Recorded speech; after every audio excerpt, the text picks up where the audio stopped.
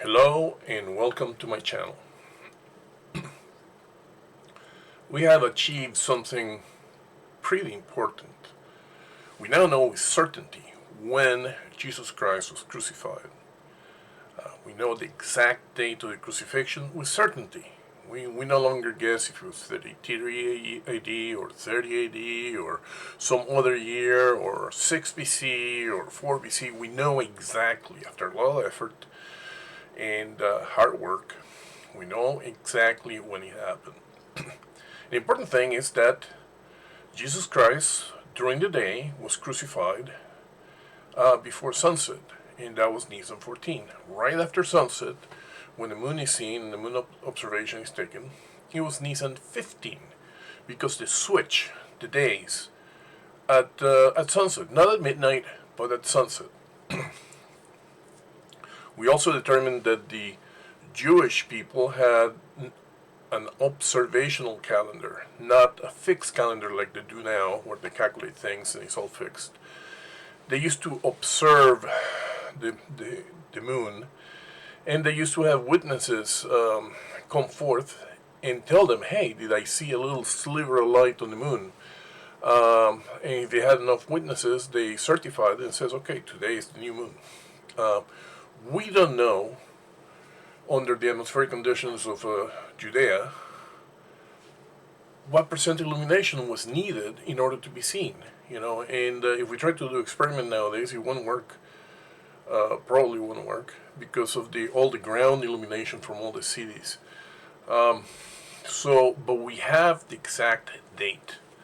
So all we need to do is back out the 1st of Nisan and see what the moon illumination was. And we do that with the program Stellarium. I showed you before how to get it. I already have it installed. And first time you pull it up,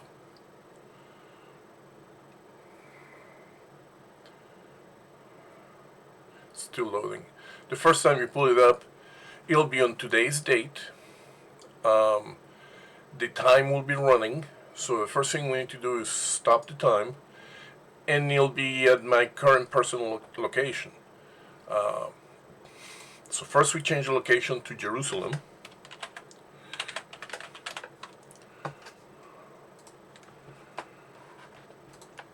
Then we change the time to 33 AD, April 3rd, at 1800 at night.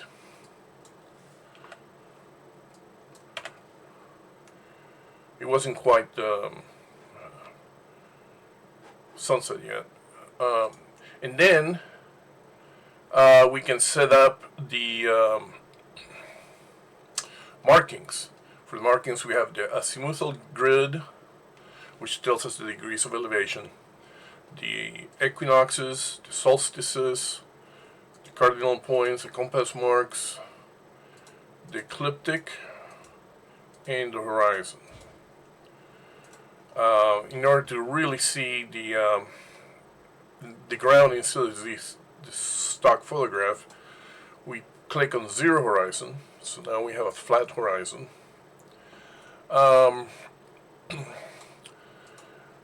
I can't determine the constellations. They could, but I'm not that familiar with them, so I show the art in brightness. And then, in order to see the days of the week, we come here to time, use the last option for weekdays. And also sometimes it displays too much information, so we're just going to use the default. And there we have it. At the 1800s, just about sunset.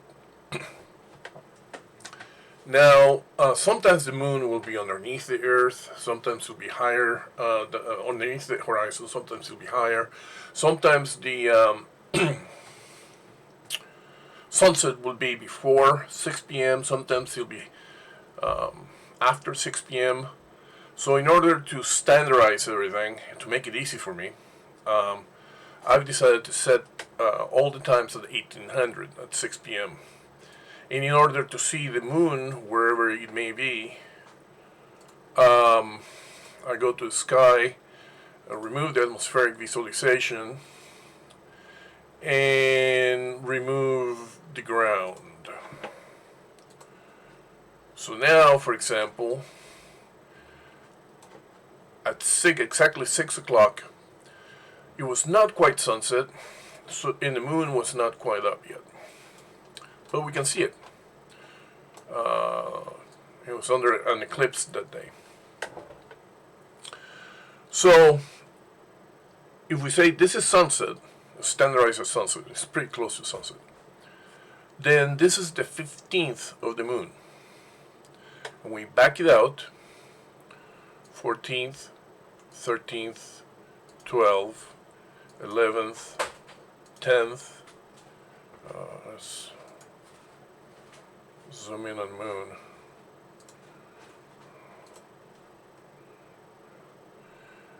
9, 8, 7, 6, 5, 4, 3, 2, 1. We see that it's barely visible. That's why I can't use this program, because I won't be able to determine it. Barely visible. And it tells us it's 1.9% illuminated. If we go back one more day,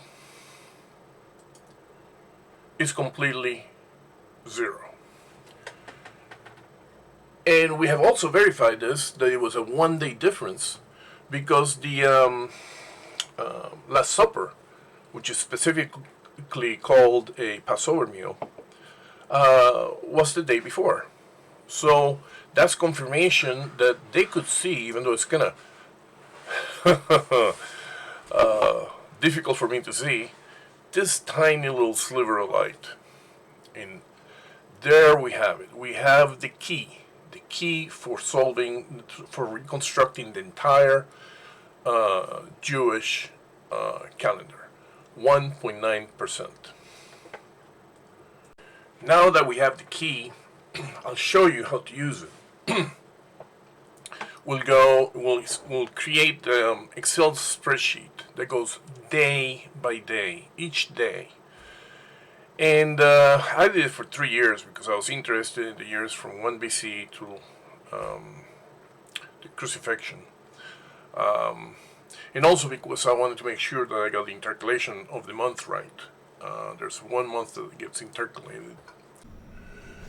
Okay, I'm going to show you how to reconstruct the observational calendar of both the Jewish people of the Temple of Jerusalem and the Samaritans and the Galileans. This is just respect to the new moon.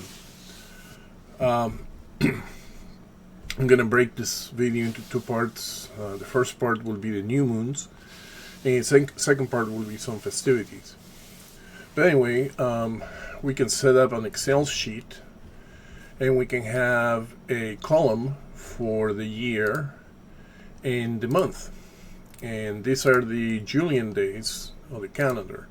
For example, this will be August 29th, and it has 31 days. Goes to September. This will be September, and it has 30 days. October, etc. So here you have the Julian calendar, basically our calendar. And then we're going to compare the Jewish observational calendar to it. Now, there are many ways to align the calendars to the stars.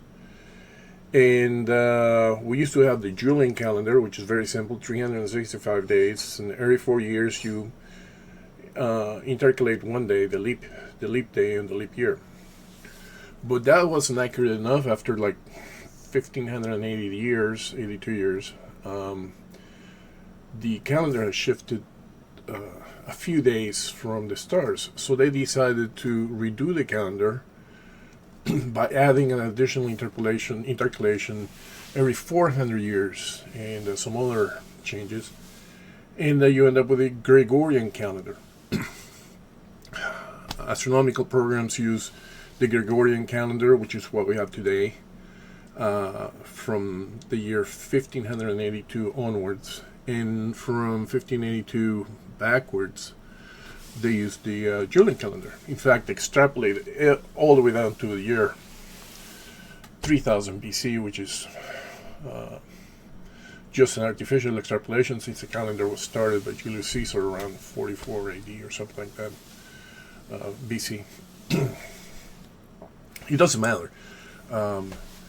We have determined the key to be able to reconstruct the Jewish calendar, which is what percent of illumination in the complete dark, without ground illumination, without pollution, they could see a little sliver of light on the moon.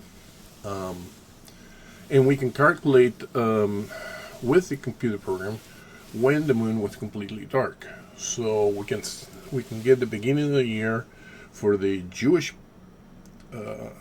Temple of Jerusalem and for the Galilean Samaritan people. Because there's so many ways to interpolate the calendar, the best thing and easiest thing to do is to set a date way far in the past, like 4,000 years ago, or 4,000 BC, which would be 6,000 years ago, and say this was day one. And after each day, just add a 1. So you'll have the number of years that had passed. And that's what astronomers use. And they call it the Julian calendar, or Julian day. You can find out more about it in this link in Wikipedia, Julian day. And if we click on that,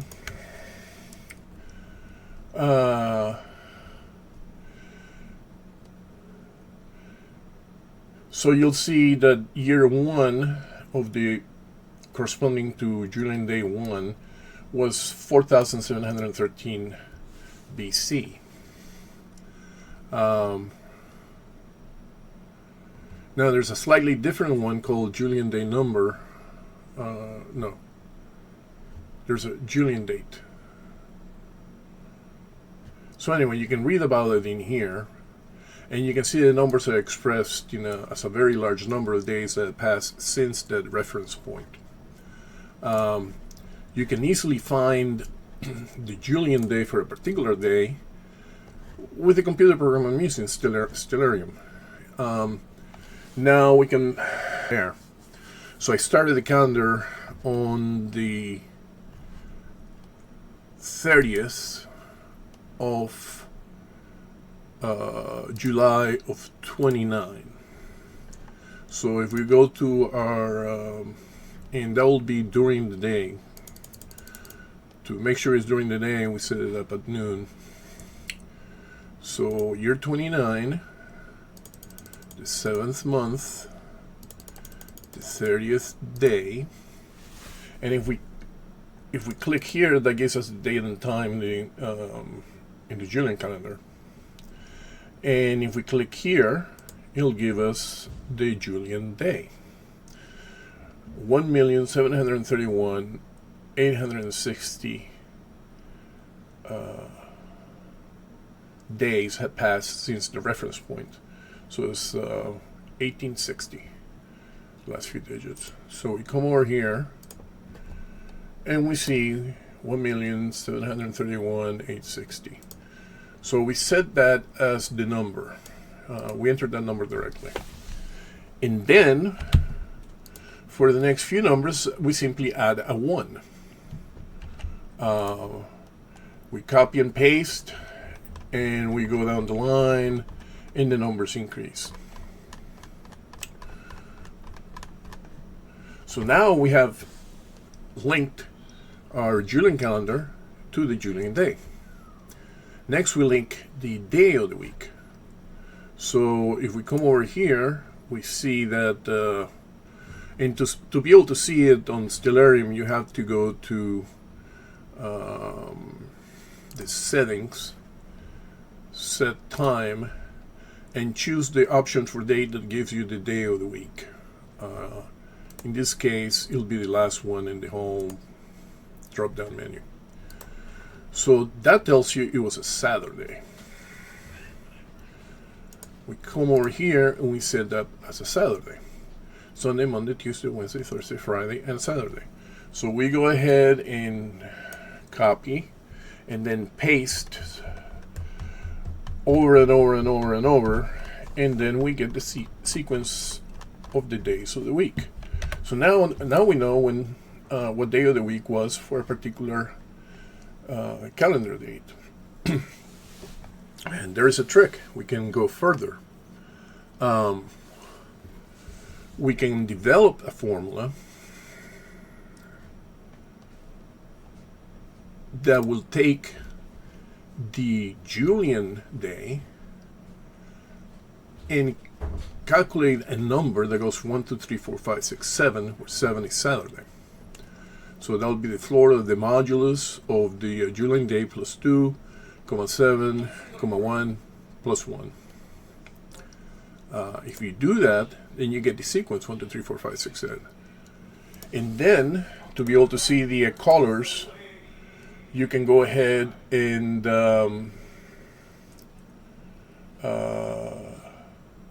highlight the formula so that every 7th is green. So now you have the day of the week that's linked to the Julian calendar, that's linked to the Julian day. So we're all prepared to go ahead and start looking at the moon.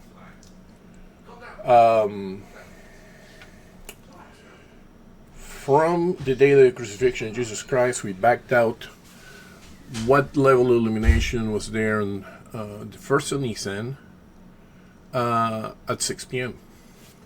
And they measured the moon, and since the day began at night, they measured the illumination the day before.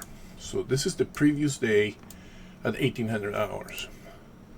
So now we can go ahead and enter July 31st of 29 at 1800 hours. So we come over here, July 29, at 1800 hours, and you'll tell us they had, do I have this right? No, July 30th. Yeah, that's right. Notice that this is waning crescent, so it's decreasing. So we want to go the next day, July 30th. There'll be a 1.1% illumination. Since our criteria is 1.9%, that means that the temple, people watching from the temple couldn't see it. They couldn't see, even though there's a tiny little sliver of light in here, they couldn't see it. So we go to the next day, and it's 4.9%, and now they could see this sliver of light. So then we can say that the 4.1% corresponded on the next day during daylight to the first of the month. And that was the month of Av, which is the 5th Jewish month. And for the prior day, which was 1.1%, was the first day of the Galilean month.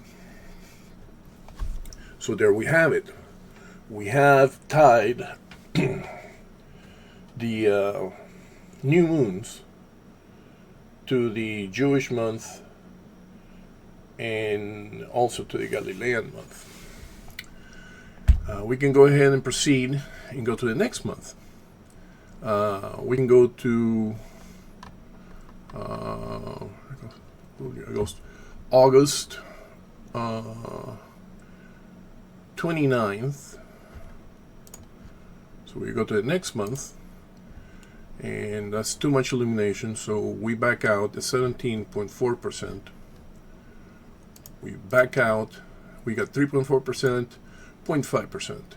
So 0.5% would be the Galilean day on the 28th, and the 3.4% would be on the Jewish first day of the month, 8/29.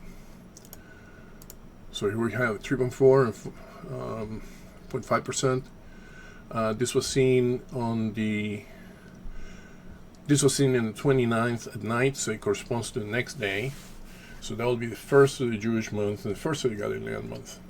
Note that the length of the month, at least the Jewish month, is 29 days.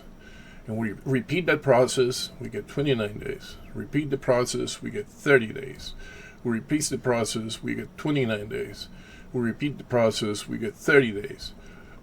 So that means, it turns out that on average, the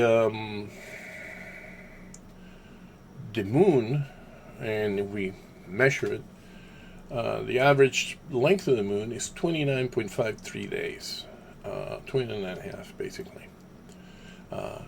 And the days of the month of the Jewish people vary between 29 and 30 days.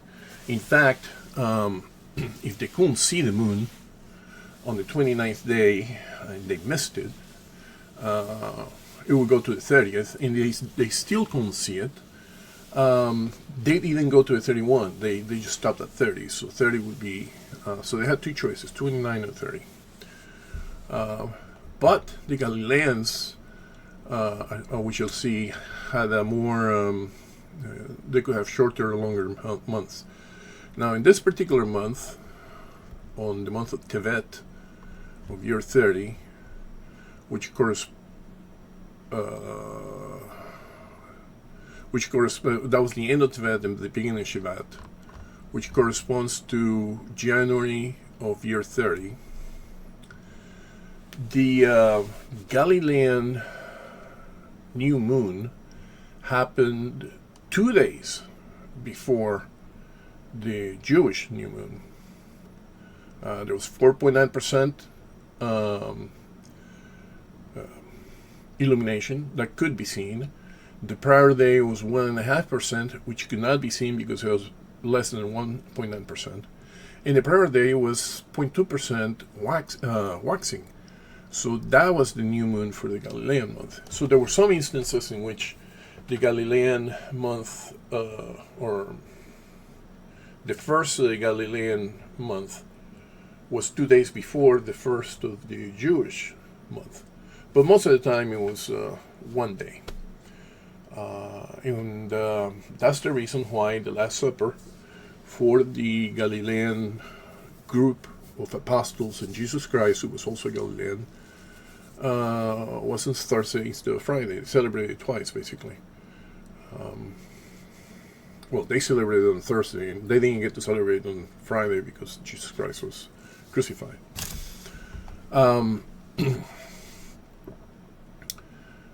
This is fundamental.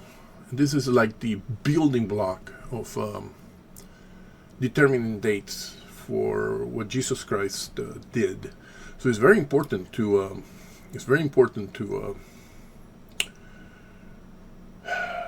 have it set up right. Now, of course, like I said, the Jewish priests themselves may miss a day. Maybe it was cloudy, they couldn't see it, or they were busy during the war or something. They skipped a day.